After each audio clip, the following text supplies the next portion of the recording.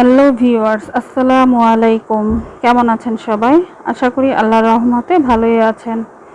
তো অনেক আপুরাই আমাকে রিকোয়েস্ট করেছেন, মেসেজও লিখেছেন যে মোমবাতি করে দেখানোর জন্য। তবে সাধারণত বাসায় মোমবাতি করাটা আমার কাছে অনেক ব্যয়বহুল মনে হয়। তারপরেও আপনাদের রিকোয়েস্টে আমি মোমবাতি কিভাবে করতে হয় সেটি দেখানোর চেষ্টা করছি।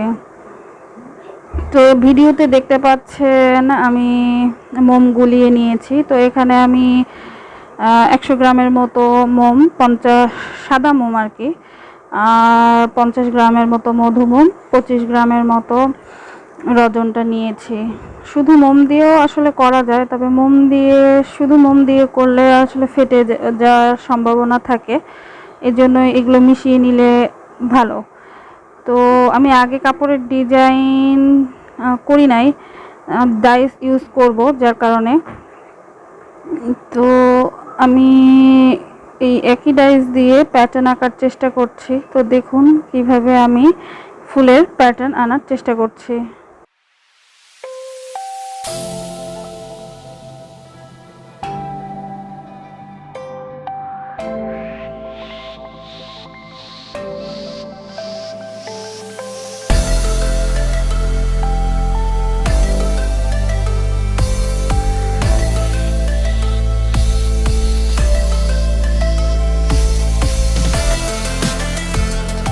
এখানে একটা জিনিস খেয়াল রাখতে হবে, মোম কিন্তু খুব দ্রুত জমে যায়।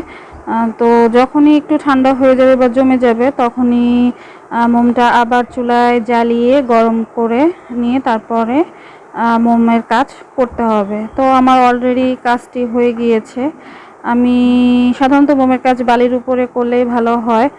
তো আমি টেবিল ক্লথের উপরে করেছি। এখন আমি রং করব।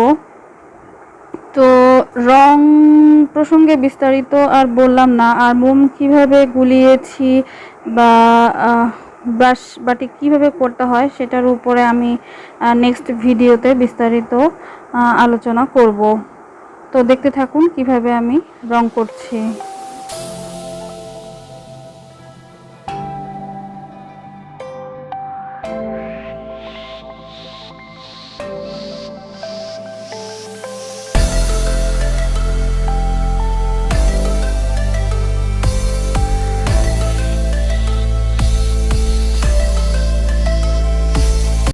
আমি এখানে নতুন একটি রং তৈরি করার চেষ্টা করেছি, ব্রাউন কালার। তো দেখতেই পাচ্ছেন আমার বেঁচে যাওয়া রং থেকে আমি কমলা এবং সবুজ মিক্সড করে ব্রাউন কালারটা করেছি।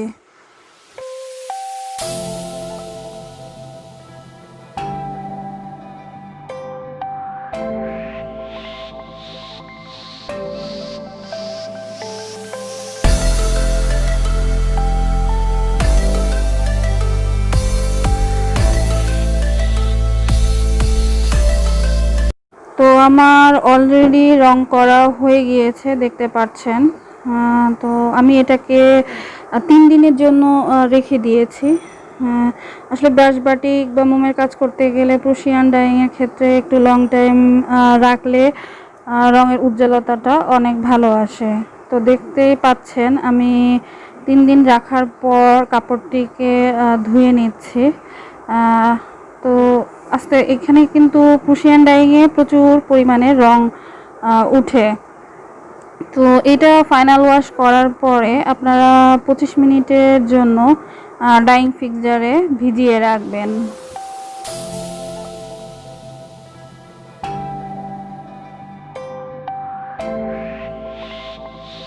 তো ডাইং ফিক্সারে রেখে দেওয়ার পর এখন আমি মোম ছাড়াতে যাচ্ছি।